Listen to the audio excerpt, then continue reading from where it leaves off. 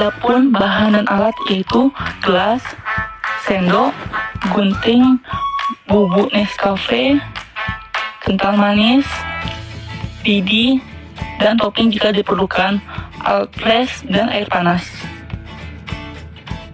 Adapun fungsi pada alat dan bahannya yaitu gelas sebagai wadah, sendok sebagai pengaduk, gunting untuk menggunting, bubuk Nescafe sebagai bahan utama, kental manis sebagai pemanis, lidi sebagai penghias topping, alat press untuk mempreskan kental manis, dan air panas sebagai penglarut. Selanjutnya step by step membuat kopi. Yang pertama, gunting Nescafe bubuk lalu masukkan ke dalam gelas.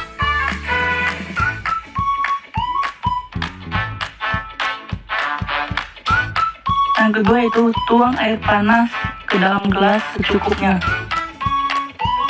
Kemudian aduk menggunakan sendok lalu disisihkan.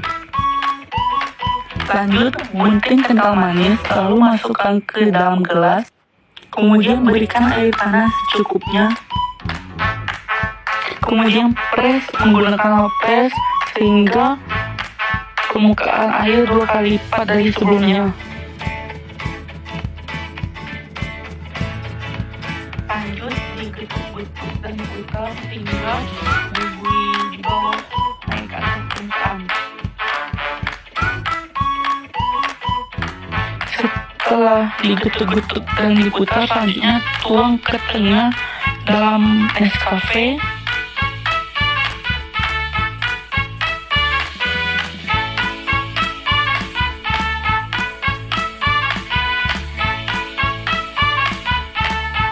Selanjutnya tuang ke tengah diputar-putar hingga bentuk lingkaran.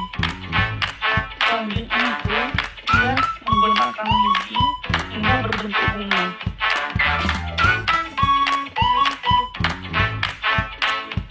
Finally, kopi Nescafe sukses. Warahmatullahi wabarakatuh. Kali ini saya akan menjelaskan peluang usaha kopi latte. Peluang usaha kopi latte cukup menjanjikan bila dikelola dengan baik. Karena yang pertama, yang faktor mendukung perkembangan yang sangat baik adalah permintaan pasar yang tinggi. Konsumsi kopi di Indonesia terus meningkat, terutama di kalangan anak muda dan pekerja kantoran. Yang kedua, model bisnis yang fleksibel. Bermodalkan kedai kopi yang kecil, bisa berupa kafe minimalis dengan cozy, nah sudah cukup, atau juga bisa dengan gerobak saja sudah cukup cocok untuk menjualkan kopi latte ini. Yang ketiga, modal yang bisa disesuaikan, bisa mulai dari modal kecil dengan peralatan sederhana seperti mesin espresso rumahan. Yang keempat, inovasi produk, bisa menawarkan variasi latte seperti matcha, karamel, atau latte dengan susu nabati. Yang kelima, persaingan dan tantangan. Banyak pesaing sehingga harus memiliki unique seiringan poin atau USP yang kuat. Dan yang perlu diperhatikan adalah meningkatkan kualitas produk,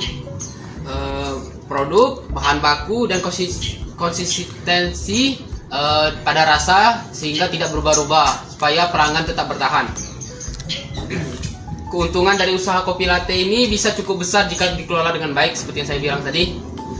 Yang pertama, modal satu gelas itu yang terisi dari kopi, susu atau sirup atau gula untuk penambah manis mulai dari 5.000 sampai 10.000. Sementara harga jualnya bisa mencapai 20.000 sampai 50.000 tergantung lokasi dan konsep bisnis.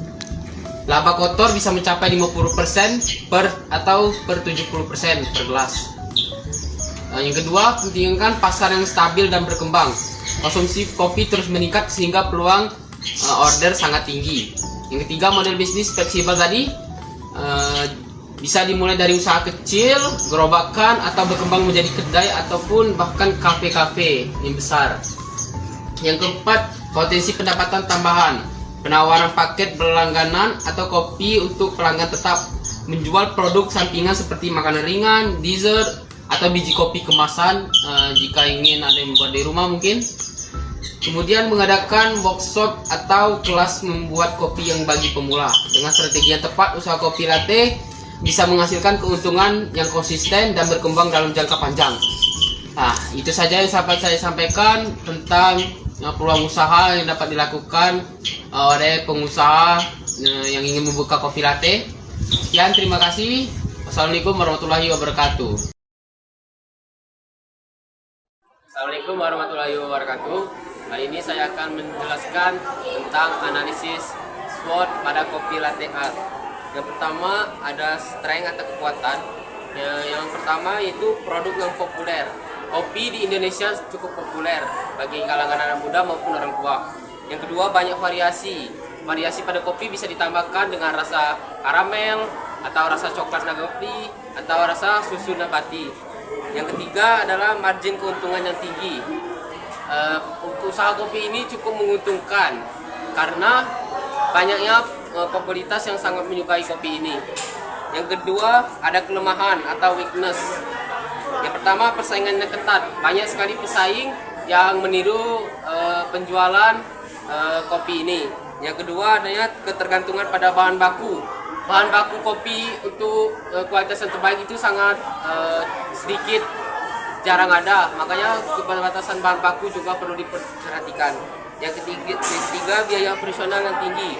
Untuk usaha kopi ini biaya operasionalnya lumayan cukup tinggi karena bahan-bahan yang dipilih adalah bahan-bahan yang terbaik dan alat yang dipilih juga alat-alat yang baru. Kemudian akan diajukan oleh Arul. Ketiga itu peluang opportunity. Satu, adanya personel. Dengan usaha kopi latte dapat dijalankan untuk meningkatkan jangkauan pelanggan dan meningkatkan keuntungan pada usaha tersebut. Yang kedua yaitu kerjasama dengan bisnis lain. Usaha kopi latte dapat bekerja sama dengan restoran atau kafe sehingga dapat mempengaruhi keuntungan tersebut. Yang ketiga yaitu tren pasar. Dengan adanya tren pasar ini dapat menjadikan peluang bisnis yang bagus dan mendapatkan keuntungan yang memadai.